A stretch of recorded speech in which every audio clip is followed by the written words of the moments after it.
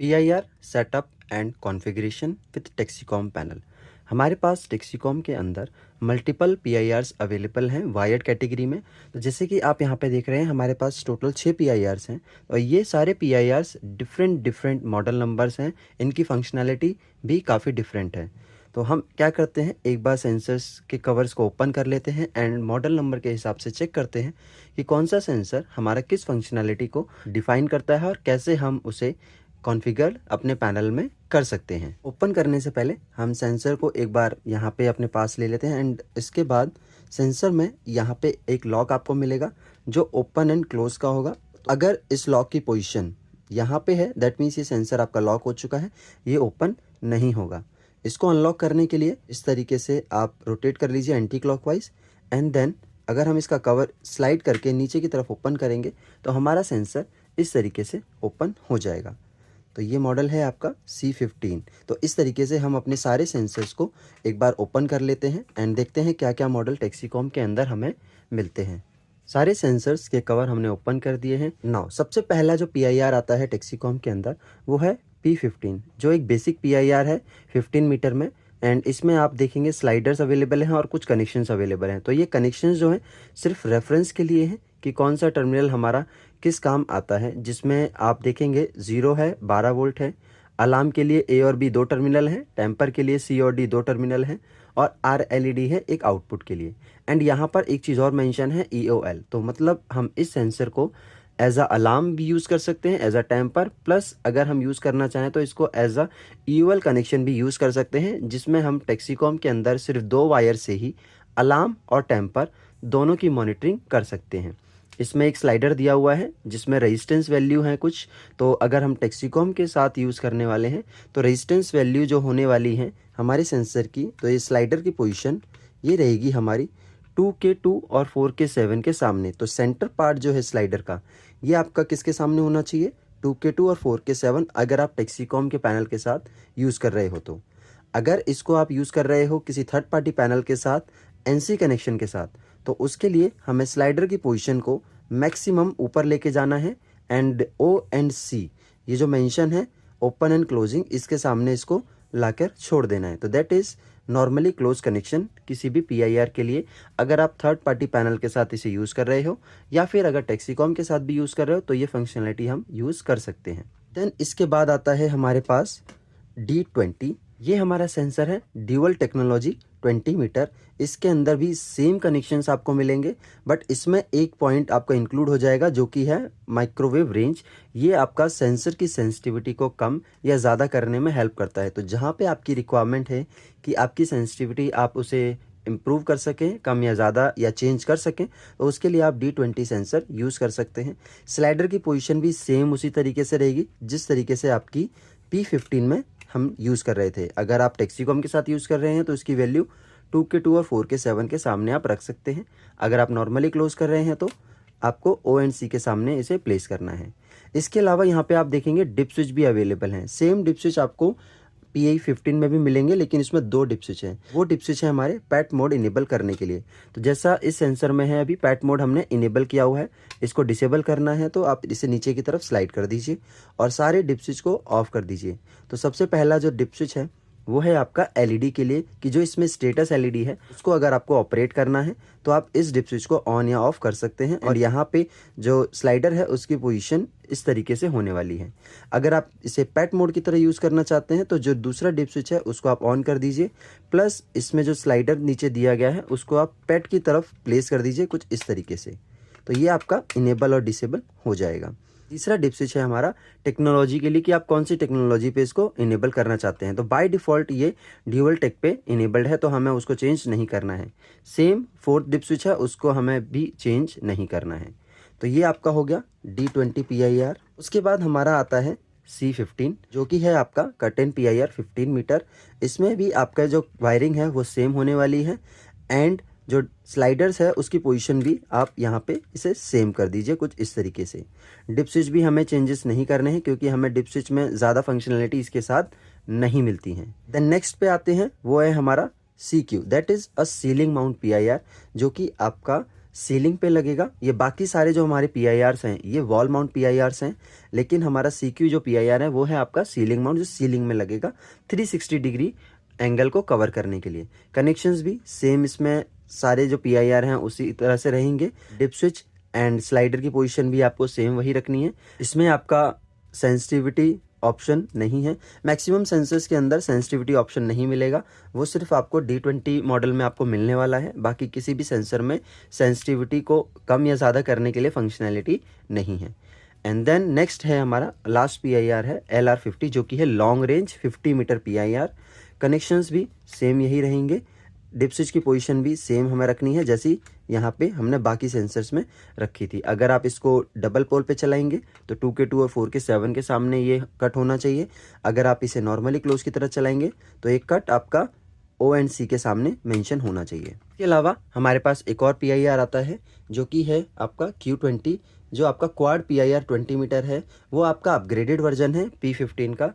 उसके अंदर multiple heating infrared sensors installed होते हैं, तो वो थोड़ा सा हमारी सेंसिटिविटी को और भी ज़्यादा इम्प्रूव कर देता है, प्लस हमारी एक्यूरेसी को भी थोड़ा सा इम्प्रूव कर देता है। हम जो आप कनेक्शन करने वाले हैं हम करेंगे D20 PIR के साथ, क्योंकि हम इसके अंदर सेंसिटिविटी को चेंज कर सकते हैं। तो हम देखेंगे कि कनेक्शंस, क्योंकि सभी के लिए कनेक्शंस आपके सेम होते हैं। और एक बार जो हमारा बैक कवर है उसमें भी देख लेते हैं कि हमें क्या क्या ऑप्शंस मिलते हैं। तो ये हमारा है कनेक्टर, जिसके अंदर ऑलरेडी मेंशन है कि आपका जो वायर है कहाँ पे कनेक्ट होने वाला है। और सेम आपके कनेक्शंस इस तरीके से आपको यहाँ पे मिलेंगे। तो माइनस प्लस ABCDE, तो इस तरीके से ये एक रेफरेंस पॉइंट बनता है। और अगर हम इसे कनेक्ट करते हैं अपने सेंसर के अंदर, तो फॉर एग्जांपल अगर हम इसे लेते हैं कुछ इस तरीके से, हमने इसको कनेक्ट किया यहाँ पे। अब यहाँ पे आप देखेंगे मेंशन है पॉइंट, माइनस है, प्लस है, ABCDE। अब हम अगर इसे उल्टा करते हैं तो ये कनेक्शंस हमारे उल्टे हो जाएंगे। तो RLED जो हमारा टर्मिनल है वो हमारा माइनस पे टच हो रहा है। तो ये थोड़ा सा कन्फ्यूजिंग हो जाता है इंजीनियर्स के लिए कि उसको किस तरीके से वायर को कनेक्ट करना है। तो हमें जो कनेक्शंस करने हैं कभी भी PIR सेंसर के अंदर, वो जो कनेक्टर दिया हुआ है ग्रीन कलर का, उसके अकॉर्डिंग ही करने हैं। तो माइनस आपका इस टर्मिनल पे कनेक्ट होगा, प्लस आपका इस टर्मिनल पे होगा। ABCD, अगर अलार्म कर रहे हैं तो AB यहाँ पे है, और टेम्पर कर रहे हैं तो CD है। और अगर EOL कनेक्शन कर रहे हैं तो terminal A and terminal D पे आपको कनेक्शन करना है, B एंड C खाली रहेंगे। एक बार फिर से देख लेते हैं। अगर हम इसको उल्टा करेंगे तो कनेक्शंस आपके रिवर्स हो जाएंगे। तो हमें इसके अकॉर्डिंग कनेक्शंस नहीं करने हैं।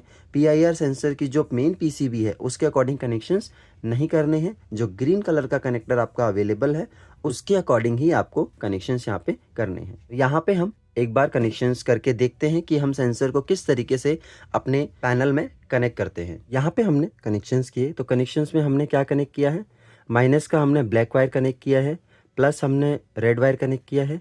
A टर्मिनल पे हमने एक कनेक्शन दिया है आपका येलो वायर के थ्रू।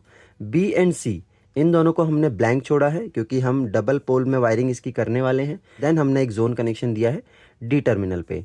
तो अब हम सेंसर को क्लोज करेंगे। क्लोज कैसे करना है, इस तरीके से यहाँ पे इसे अटैच करके and then slide up. And इसके अलावा अगर आप क्लोज करना चाहते हैं सेंसर को तो इस तरीके से इसको क्लोज कर सकते हैं। लेकिन हम अभी इसे ओपन करके रखेंगे क्योंकि हम चेक करेंगे कि सेंसिटिविटी अगर हम चेंज करते हैं तो क्या यहाँ पे हमें फंक्शंस देखने को मिलेंगे। तो अब कनेक्शंस हम करते हैं अपने पैनल के अंदर। कनेक्शंस हमने पैनल में कर दिए हैं। एक बार चेक कर लेते हैं कनेक्शंस हमने क्या किए हैं।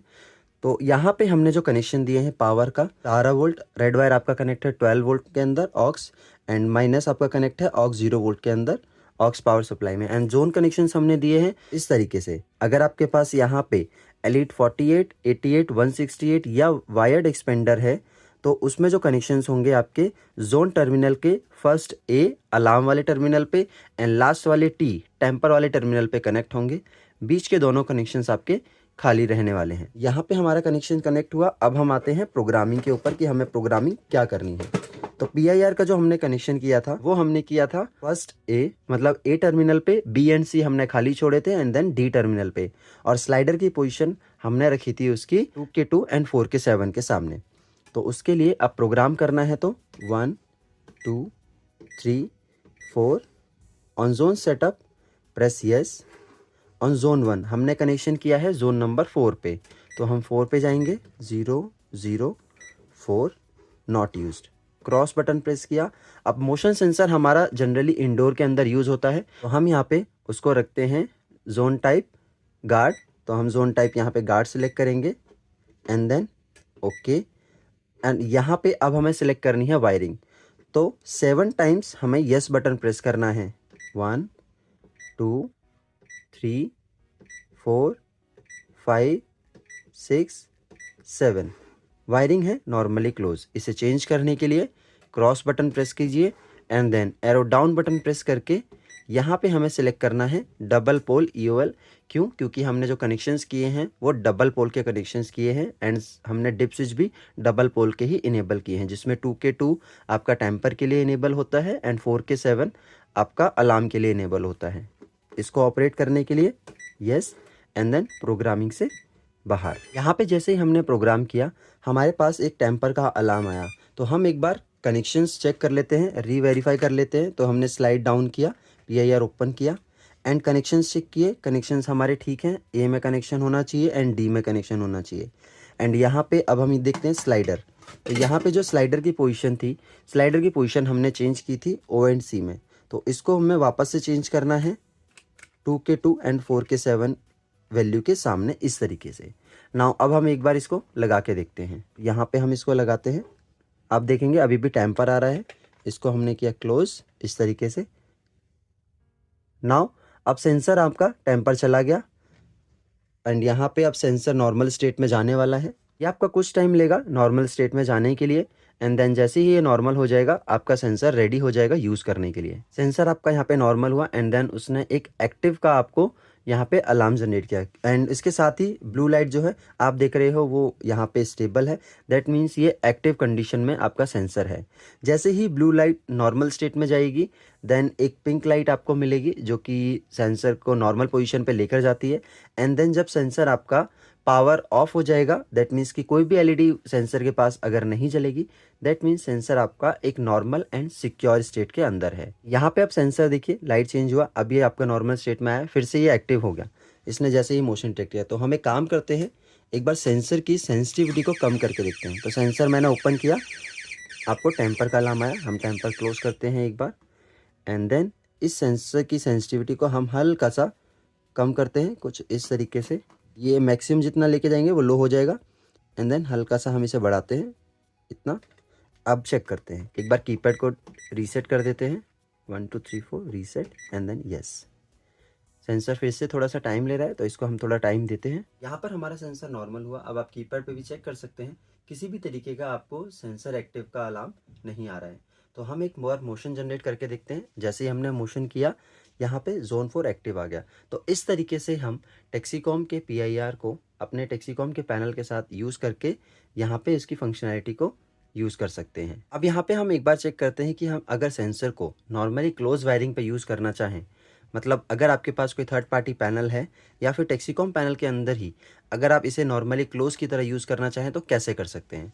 तो उसके लिए हमें पैनल के अंदर कोई भी चेंजेस नहीं करने हैं कनेक्शंस में। हाँ, प्रोग्रामिंग में आपको एक चेंज करना पड़ेगा लेकिन हमें कनेक्शंस PIR सेंसर की साइड पे हमें करने होंगे। तो PIR सेंसर में हमें क्या कनेक्शन करना है, ये जो हमने D का कनेक्शन दिया है ये हमें रिमूव करके B पे कनेक्ट करना है, जिससे कि हमारा अलार्म टर्मिनल यहाँ पे हम उस पर कनेक्ट कर सकें। एंड अगर आप टेम्पर भी मॉनिटर करना चाहते हैं तो 2 कोर का वायर आपको यहाँ पे यूज़ करना होगा। तो आप 2 कोर का वायर यूज़ करके C और D टर्मिनल पे कनेक्ट करके इसका टेम्पर भी यूज़ कर सकते हैं। तो अभी हम सिर्फ अलार्म पे कनेक्ट करेंगे एंड देन देखेंगे कि हमें पैनल की प्रोग्रामिंग में क्या चेंज करने हैं। कनेक्शंस यहाँ पे हमने कर दिया है minus plus A and B and then slider की पोजीशन हमें चेंज करनी है मैक्सिमम सबसे ऊपर इस तरीके से। तो जो कट वैल्यू है ये आपकी O एंड C के सामने मेंशन होनी चाहिए। सेंसिटिविटी को हम हल्का सा और कम कर देते हैं एंड देन सेंसर को क्लोज करते हैं इस तरीके से।